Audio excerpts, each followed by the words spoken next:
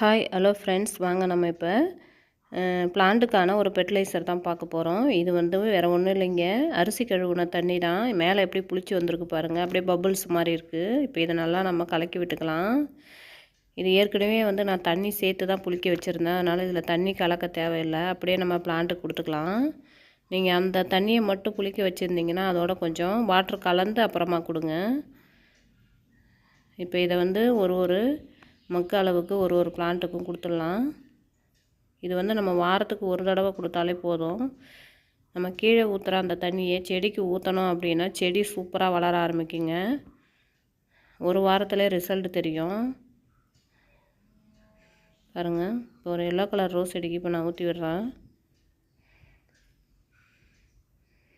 தரையில் சாமந்தி பூச்செடி ஒன்று வச்சுருக்கேன், அதுக்கும் நம்ம ஊற்றலாம்.